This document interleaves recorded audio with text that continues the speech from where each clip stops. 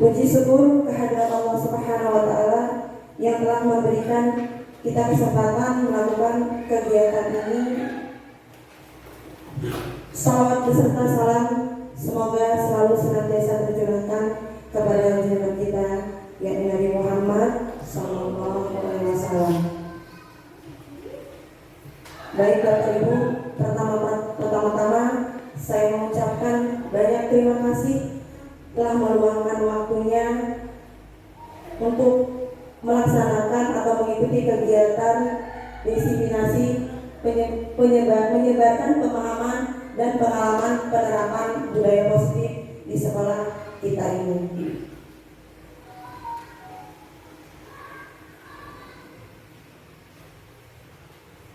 Baik Bapak Ibu, langsung saja ya Bapak Ibu.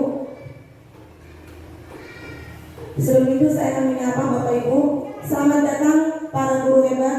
Mari belajar bersama, berkolaborasi bersama, saling mendukung demi mewujudkan disiplin positif di sekolah kita yang tercinta ini.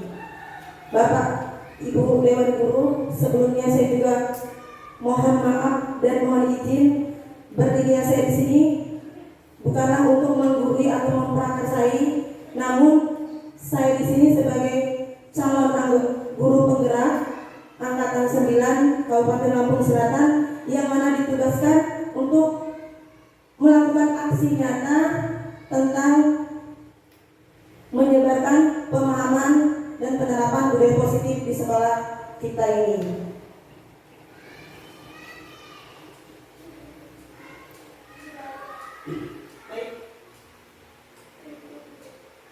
Baik Bapak Ibu, saya yakin Bapak Ibu lebih paham dari saya tentang budaya positif. Apa itu budaya positif? Yaitu perwujudan nilai-nilai atau keyakinan universal yang diterapkan di sekolah. Lanjut ya Pak. Konsep utama modul budaya positif yang pertama tentang perubahan paradigma belajar, yang kedua tentang disiplin positif, yang ketiga tentang motivasi perilaku manusia, dan yang keempat keyakinan kelas, kemudian kebutuhan dasar manusia, yang keenam 5 posisi kontrol restitusi, dan yang ketujuh segitiga restitusi. Lanjut, perubahan paradigma teori kontrol. Miskonsepsi tentang kontrol. Yang pertama, ilusi guru mengontrol murid. Pada dasarnya, guru tidak memaksa siswa untuk berbuat sesuatu. Jika siswa itu memilih untuk tidak melakukannya, walau gurunya tampaknya sedang mengontrol perilaku siswa, tetapi sebenarnya siswa sedang mengizinkan dirinya untuk dikontrol. Hal ini karena kontrol guru menjadikan kebutuhan dasar yang dipilih siswa itu sendiri ya Pak Bu. Kemudian ilusi bahwa kritik dan membuat orang lain merasa bersalah dapat menguatkan karakter. Menggunakan kritik dan rasa bersalah untuk mengontrol siswa membuat siswa menuju identitas yang gagal karena secara tidak langsung mengajarkan mereka merasa buruk tentang dirinya sendiri. Misalnya seperti ini Bapak Ibu, kita berbicara kepada murid. Coba kamu tadi belajar, nak. Kalau belajar nilai kamu pasti besar. Jadi di sini murid ini merasa bersalahnya tidak belajar, akhirnya tidak mendapatkan nilai yang besar. Di sini adalah tidak bagus diterapkan karena akan menjadi anak ini merasa tidak percaya diri dan merasa gagal terhadap dirinya sendiri. Yang selanjutnya ilusi bahwa semua penguatan positif efektif dan bermanfaat. Penguatan positif merupakan bentuk-bentuk kontrol untuk mempengaruhi siswa agar mengulangi suatu perilaku tertentu dalam jangka waktu tertentu. Nah di sini contohnya kita begini, yang mana kita memberikan penguatan positif ya. Anak ini melakukan kegiatan yang positif. Rajin sekali kamu nak, Ilham kamu sangat rajin. Tujuan kita memberikan penguatan positif ya jelas supaya Ilham akan rajin selalu ya untuk melakukan kegiatan positif. Sebenarnya ini tidak baik juga dilakukan karena nanti akan ketergantungan siswanya. Kemudian siswa juga atau ada siswa yang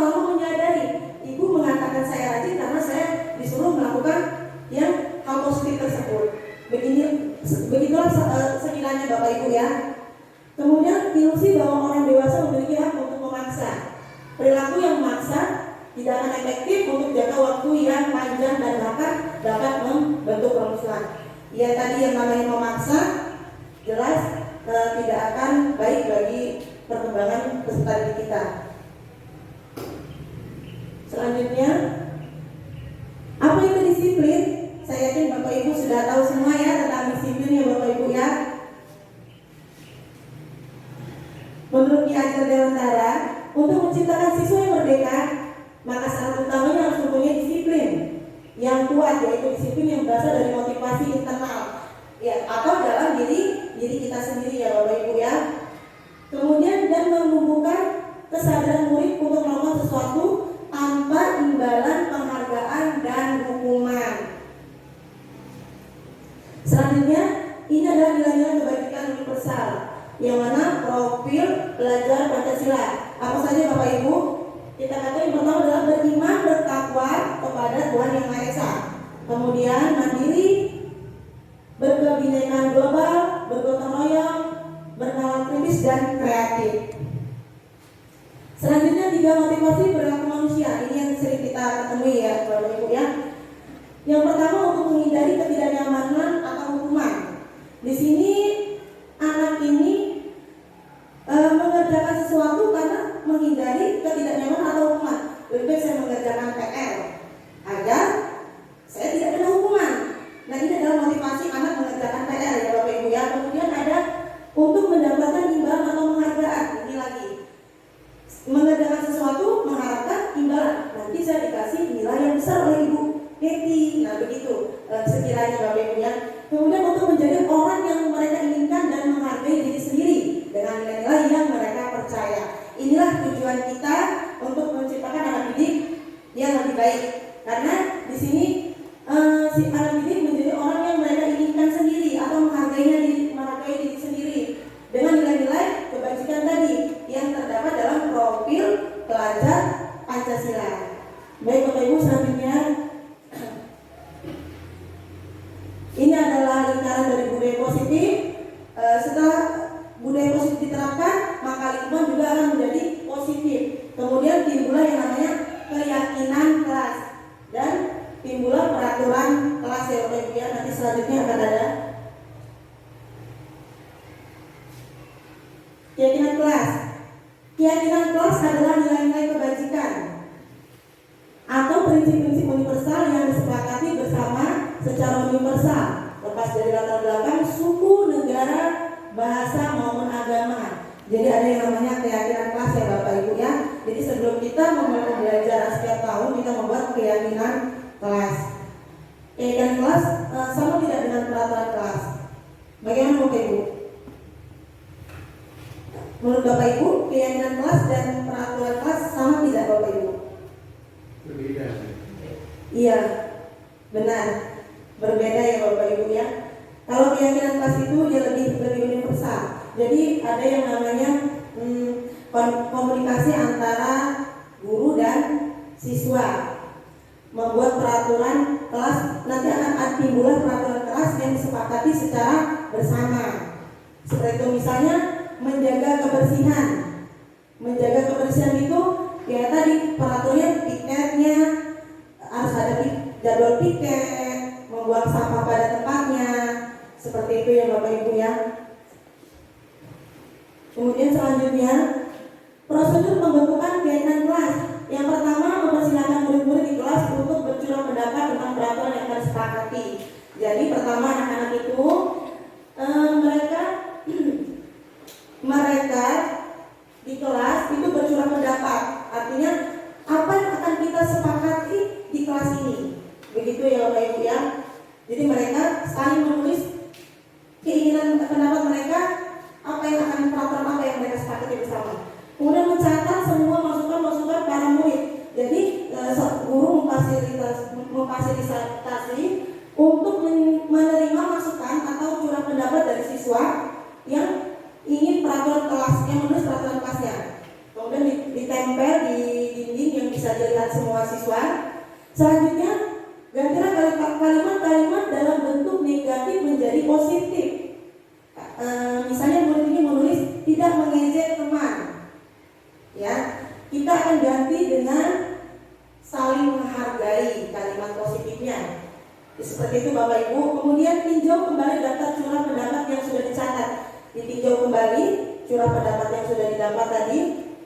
Kemudian tulis ulang keyakinan kelas secara bersama-sama. Setelah keyakinan kelas selesai dibuat, menandatangani kesepakatan kelas sebagai tanda persetujuan keyakinan kelas, diletakkan di tempat yang mudah terlihat oleh warga kelas. Jadi nanti kalau sudah selesai, kemudian kita diskusikan bersama tentang apa saja keyakinan kelas tadi, maka akan ada yang namanya persetujuan yang nanti akan terjadi peraturan kelas ya. Jadi ditandatangani. Misalnya menjaga kebersihan, tidak membuli teman, seperti itu Bapak Ibu ya. Dan itu peraturan itu disepakati oleh warga kelas tersebut. Kemudian baru ditempel di kelas yang bisa dilihat oleh warga kelas. Kemudian bagaimana jika terjadi pelanggaran? Ini ya Bapak Ibu ya. Hukuman, sanksi, dan restitusi. Hukuman saya yakin Bapak Ibu sudah tahu semua tentang hukuman. Sanksi pula begitu, sudah tahu semua tentang sanksi. Restitusi. Di sini nanti kita akan bertemu dengan restitusi ya Bapak Ibu ya. Perbedaan hukuman dan sanksi atau konsekuensi. Hukuman suatu yang menyakitkan harus terjadi, membuat anak sakit, fisik maupun hati untuk jangka waktu yang lama. Jadi hukuman ini membuat fisik sakit hati anak ya dalam jangka waktu yang lama. Kemudian anak membenci kedisiplinan. Jadi si anak ini membenci tentang kedisiplinan karena selalu yang namanya menyelesaikan masalahnya dengan hukuman. Kemudian paksaan, mendorong anak menyakiti diri sendiri, konsep diri yang buruk. Anak belajar untuk menyembunyikan kesalahan, marah, rasa bersalah, dipermalukan, merasa tidak dihargai. Selanjutnya sanksi adalah sesuatu harus terjadi, membuat anak merasa tidak nyaman dalam jangka waktu pendek. Jadi anak menghargai disiplin, stimulus, tanggapan, mendorong anak agar mudah menyesuaikan diri. Konsep diri yang baik, anak belajar mematuhi aturan, kehilangan hak, dibuat tidak nyaman, diasingkan untuk sementara. Jadi antara hukuman dan sanksi itu ada perbedaan. Kalau hukuman itu lebih ke negatifnya ya Bapak Ibu ya, karena banyak sekali poin-poin negatif di hukuman. Untuk sanksi atau konsekuensi di sini adalah konsekuensi itu seperti apa, hukuman seperti apa Bapak sudah tahu, Bapak Ibu sudah tahu apa belum tentang hukuman dan konsekuensi katanya. Nanti kita akan bertemu ya tentang contohnya. Hukuman atau konsekuensi. Saya akan bertanya kepada Bapak Ibu ya. Yang pertama, membersihkan coretan yang dibuatnya di meja tulis. Menurut Bapak Ibu, konsekuensi atau hukuman? Konsekuensi. Yang kedua, bertelanjang kaki sepanjang hari karena tidak memakai sepatu warna hitam. Hukuman. Kemudian membersihkan tumpahan air di meja tulis karena tersenggol pada saat belajar. Konsekuensi. Baik Bapak Ibu ya, berdiri di depan kelas sambil mengangkat kaki satu karena tidak bisa menjawab pertanyaan. Hukuman. Alhamdulillah Bapak Ibu lebih paham dari saya, dan ini adalah tujuan saya untuk berkolaborasi bersama Bapak Ibu dan sharing bersama Bapak Ibu ya. Selanjutnya Bapak Ibu ya, ini jawabannya Bapak Ibu.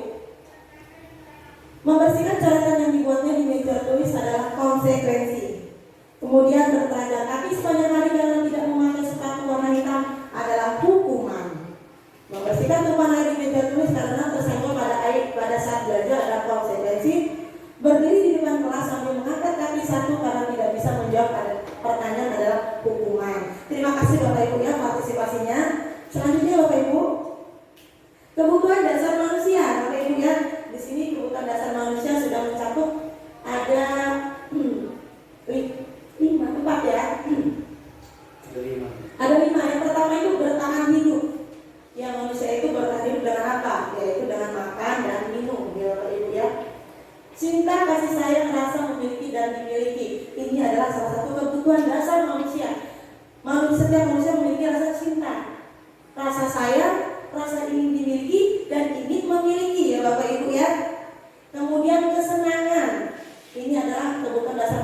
juga manusia butuh refreshing. Kalau bahasa sekarang healing ya Bapak Ibu ya. Kemudian kebebasan, manusia juga butuh kebebasan. Tidak ingin yang namanya dikekang ya Bapak Ibu. Kemudian penguasaan. Nah, di sini manusia juga ingin penguasaan, ya, ingin penguasaan. Seperti itu Bapak Ibu. Lanjut ya. Contohnya misalnya aku ingin makan, aku lapar sekali. Yaitu adalah kebutuhan dasar manusia. Aku senang tuh dengan begitu teman-teman memperhatikan aku. Ini adalah merasa ingin disayang, ya, ingin disayang, ingin kasih sayang. Kemudian kesenangan, aku iseng aja Bu. Jadi keisengannya itu membuat mereka merasa senang dengan keisengannya. Itu tadi karena kebutuhan dasar manusia. Kemudian aku bosan Bu dengan bekal yang dibawakan ibuku. Jadi tidak merasa leluasa. Jadi gimana ya Bu ya? Jadi bekalnya itu bosan, merasa bosan. Ingin pengen bebas bisa menikmati makanan yang lainnya begitu. Pada intinya kebutuhan dasar manusia. Selanjutnya, aku merasa bangga sekali Bu. Soalnya teman-teman takut sama aku. Nah ini adalah kebutuhan dasar manusia, penguasaan.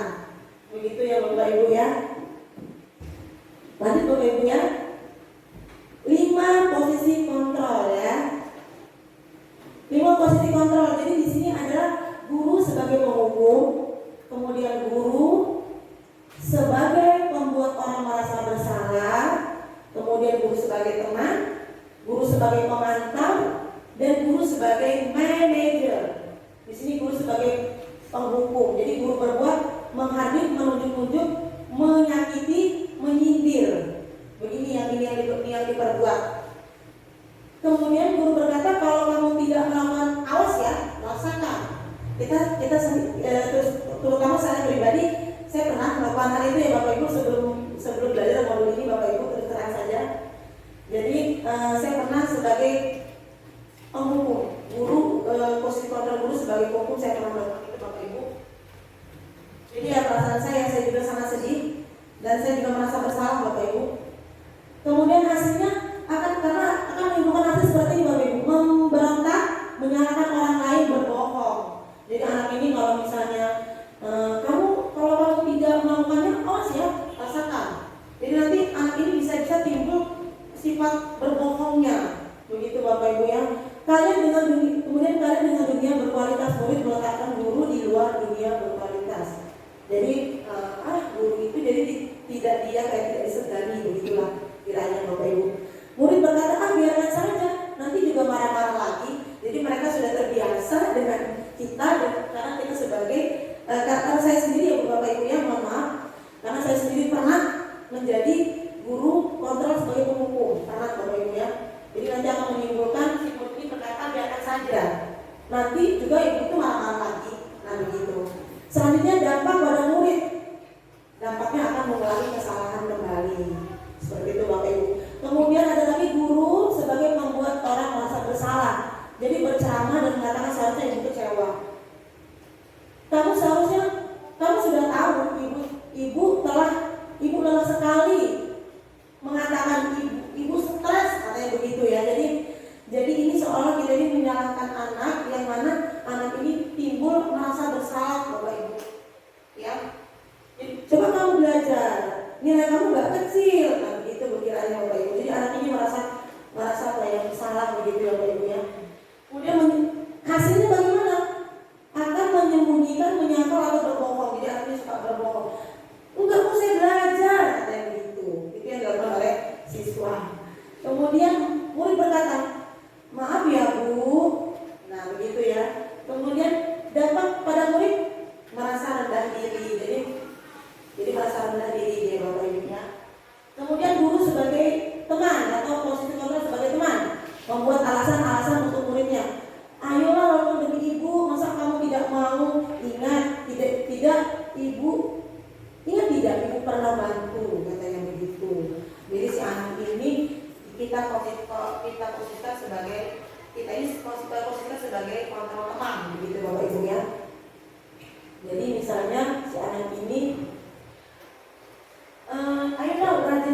belajar, nanti kamu bisa pinter demi ibu nak. Nah seperti itu. Jadi seperti kontrol posisi kontrol sebagai teman. Kemudian hasilnya ketergantungan. Jadi nanti anak ini akan ketergantungan, ya, ketergantungan. Kalau nggak demi ibu, jadi nggak mau ngerjain. Begitulah bahasanya, begitu, Bapak Ibu ya. Murid berkata, saya pikir Bapak Ibu teman saya, ternyata begitu. Nah begitu ya. Baik Bapak Ibu. Selanjutnya murid berkata, berapa banyak bintang yang saya harus peroleh, berapa halaman yang harus saya tulis. Ini perkataan dari murid ya. Kemudian dampak pada muridnya, menitik beratkan pada sanksi atau hadiah untuk dirinya. Ini kemudian selanjutnya adalah sebagai manajer. Ini adalah posisi kontrol yang harus kita lakukan ya Bapak Ibu sebagai manajer. Di sini mengajukan pertanyaan-pertanyaan, apa yang kita yakin, apa yang bisa kau kerjakan untuk memperbaiki masalah ini. Kemudian hasilnya menguatkan pribadi. Kemudian kalian dengan dunia berkualitas, murid meletakkan dirinya sebagai individu yang positif dalam dunia berkualitas. Kemudian murid berkata, bagaimana caranya saya bisa memperbaiki keadaan ini ya nak ya, ini ya Bapak Ibu ya. Kemudian dampak pada murid mengevaluasi diri, bagaimana cara memperbaiki diri. Ini kontrol posisi sebagai manajer kita akan bertemu dengan yang namanya restitusi tadi.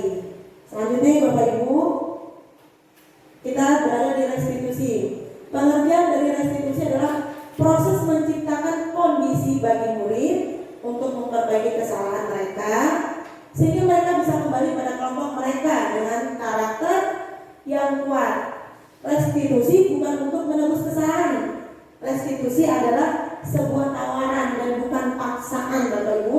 Restitusi fokus pada solusi dan dapat mengembalikan murid-murid yang berbuat salah pada kelompoknya. Ini adalah pengertian dari restitusi ya Bapak Ibu. Selanjutnya, ciri-ciri restitusi yang pertama bukan untuk menebus kesalahan, namun belajar dari kesalahan. Selanjutnya, tawaran bukan paksaan. Restitusi mencari kebutuhan dasar yang mendasari tindakan. Kemudian restitusi fokus pada karakter bukan tindakan. Selanjutnya, memperbaiki hubungan. Restitusi menuntut untuk melihat diri ke dalam diri.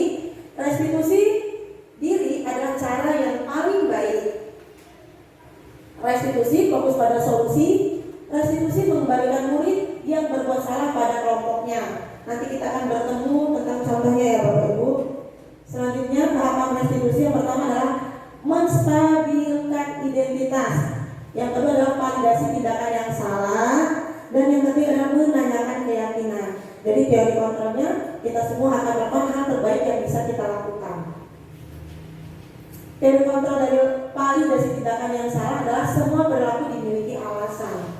Kemudian langkah menanyakan keyakinan, teori kontrolnya adalah kita semua memiliki motivasi internal. Internal adalah motivasi yang ada dalam diri kita sendiri ya Bapak Ibu ya.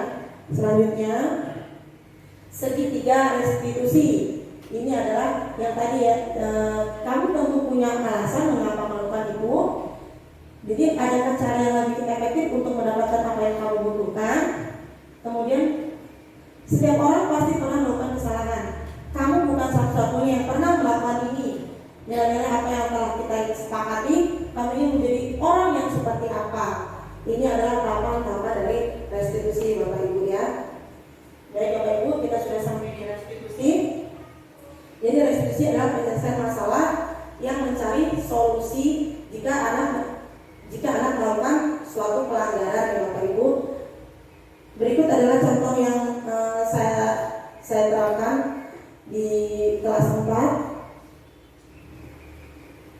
Ini adalah kasus tentang contoh video restitusi kita tonton bersama ya Bapak Ibu. Mohon maaf jika ada kekurangan dan kesalahan dan suaranya.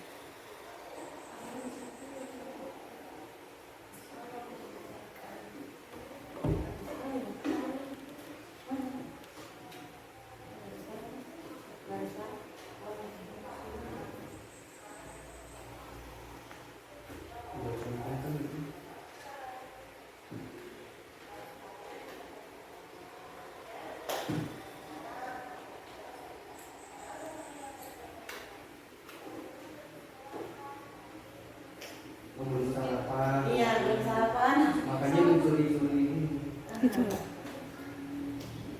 belum sarapan, jadi si anak ini belum sarapan, ini makan di kelas Bapak Ibu ya. Alasan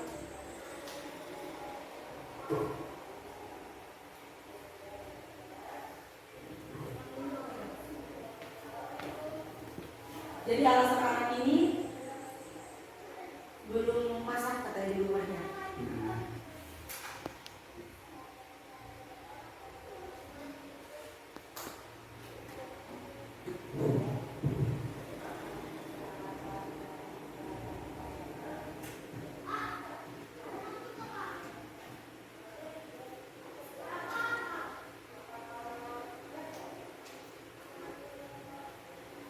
Si anak memberikan alasan ya Bapak Ibu ya.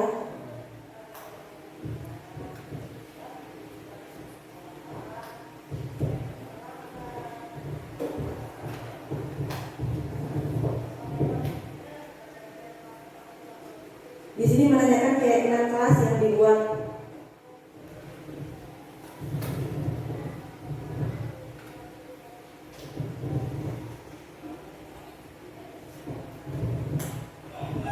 Kemudian menguatkan atau memotivasi siswa untuk tidak melakukan lagi dan mencari solusinya Bapak Ibu ya.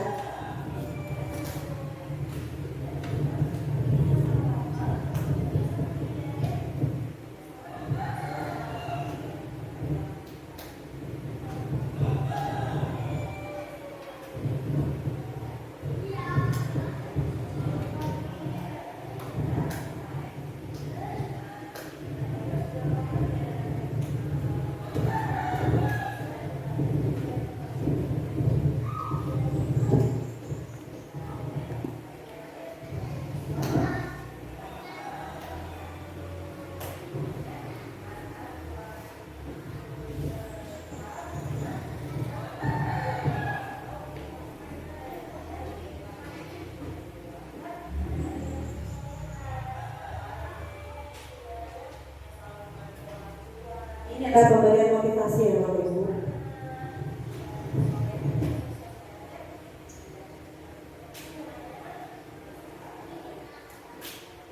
Iya. Nanti bisa dijelaskan Bu, nanti dari cuplikan video ini kan tadi memang suaranya tidak terdengar. Iya. Nanti Bu Neti bisa menjelaskan restitusi itu yang di bagian mana, sehingga ketiga posisi kontrol tadi bisa diterapkan di video. Mungkin bisa dijelaskan dari ini. Iya. Tadi ngapain aja gitu?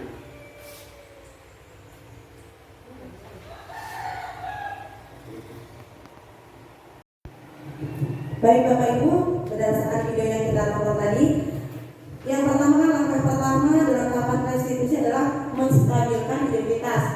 Ya jadi tadi saya mengatakan Mahira tahu kenapa ibu panggil ke sini. Kemudian si anak tahu Bu, karena saya tadi makan di kelas katanya begitu. Ya Bapak Ibu ya. Kemudian validasi tindakan yang salah. Jadi Mahira ini melakukan sesuatu yang salah.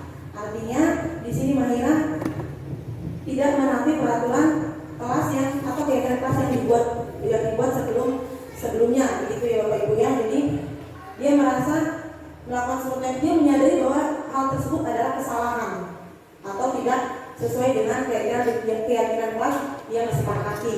Ini adalah kemudian si Mahira ini memberikan alasan kenapa dia melakukan hal tersebut, karena dia ibu-ibu di rumah belum sempat untuk masak, jadi masaknya itu kesiangan. Karena alasannya ya tadi adiknya rewel begitu. Ini adalah alasan yang diberikan oleh siswa Mahira. Kemudian menanyakan keyakinan. Jadi setelah tahu alasannya, kita sudah tahu alasannya, kita tanyakan keyakinan yang pernah kita sepakati dulu, yaitu bahwasanya tidak boleh makan di kelas. Karena makan di kelas sama saja tidak menghargai diri sendiri dan orang lain. Seperti itu. Karena di makan kelas adalah hal yang tidak baik di saat jam pelajaran ataupun jam ulangan. Itu ya Bapak Ibu ya. Jadi disitulah langkah-langkah tahapan harus kita lakukan. Jadi tidak ada yang namanya lagi kita sebagai posisi kita sebagai pemberi hukuman atau posisi kita sebagai pemantau atau posisi kita sebagai teman, tidak ada ya Bapak Ibu ya. Kita diharapkan kita bisa berkolaborasi dalam menangani pelanggaran-pelanggaran yang dilakukan oleh anak-anak. Kita sebagai posisikan diri kita sebagai manajer seperti itu Bapak Ibu ya. Jadi nanti anak ini tidak merasa bersalah ataupun tidak merasa dirinya tidak disayang seperti itu Bapak Ibu ya. Jadi itu yang saya jelaskan, itu yang saya katakan Bapak Ibu.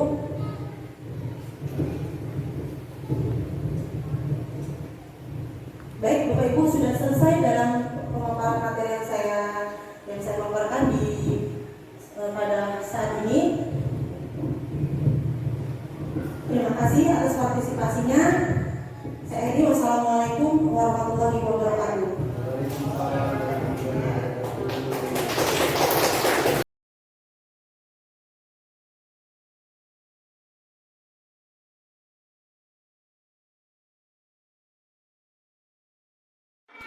Anak-anak, hari ini kita akan membuat keyakinan kelas.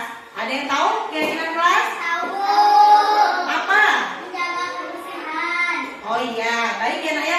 Contoh dari keyakinan kelas itu misalnya seperti menjaga kebersihan, kemudian tidak datang terlambat, terus apa lagi? Tidak berbohong, berperilaku jujur, ya nak ya. Tidak membuli. Iya benar. Ibu akan membagikan kertas, kalian menulis apa saja yang ingin kalian berikan pendapat tentang keyakinan kelas kita. Ya, nanti kita akan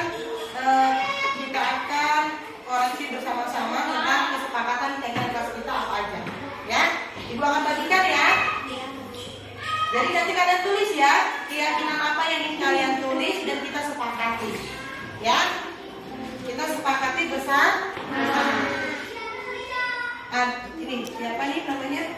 Lisan. Silakan tulis ya. Siapkan penanya. Pakai pena.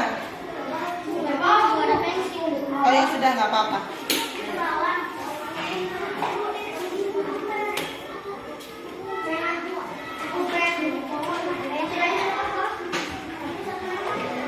Ingat. Silakan tulis keyakinan apa yang ingin kalian tempel di depan nanti. Sudah Ibu siapkan, silakan ditempel di depan ya.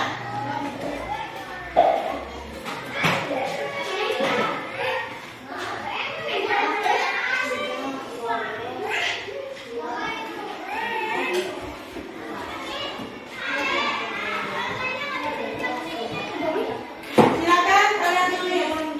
Kalau sudah ditulis, silakan kalian tempel di depan sini ya nak ya. Tempel di sini ya. Silakan.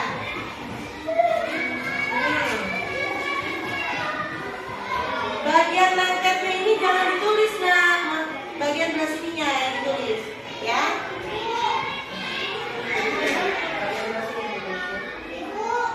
Iya. Ya, ini.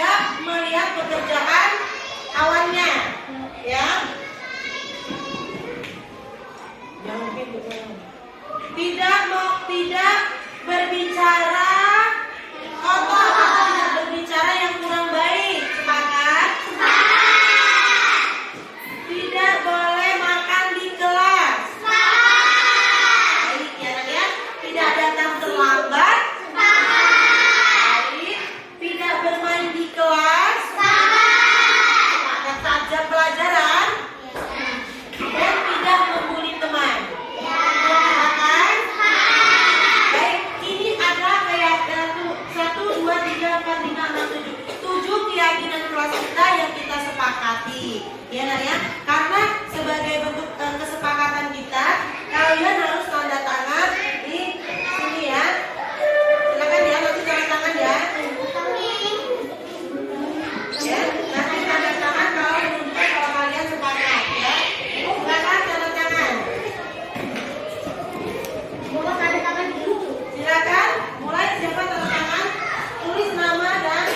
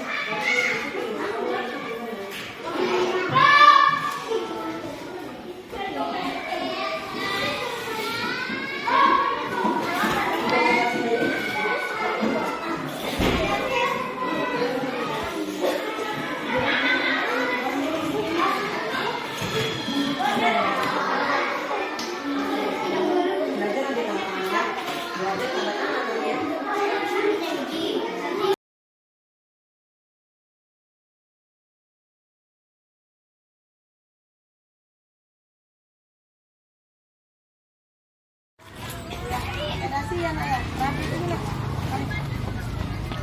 Mana kamu dasinya? Dasi besok ya.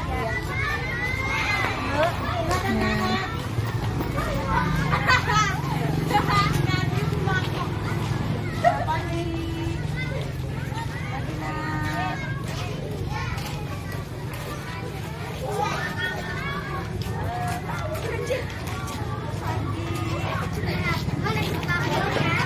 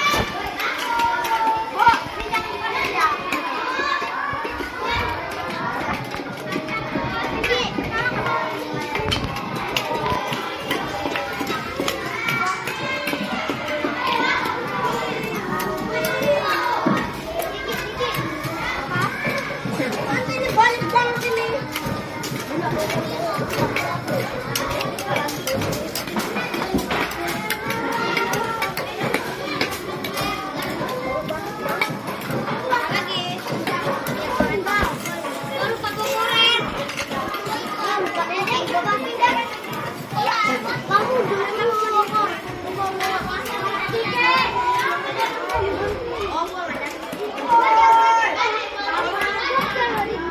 Ayo.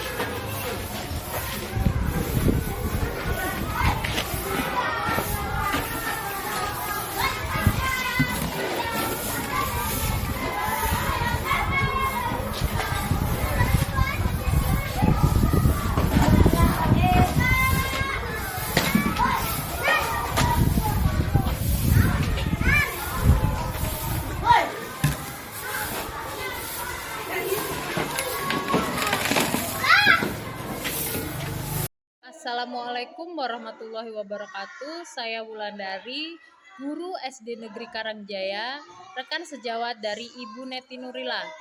Setelah mengikuti kegiatan diseminasi budaya positif, saya menjadi paham tentang perbedaan hukuman, penghargaan, serta penerapan restitusi dalam memecahkan masalah. Semoga kita dan warga sekolah lainnya dapat berkolaborasi mewujudkan sekolah impian di SD Negeri Karangjaya. Terima kasih untuk Ibu Neti Nurila. Wassalamualaikum warahmatullahi wabarakatuh.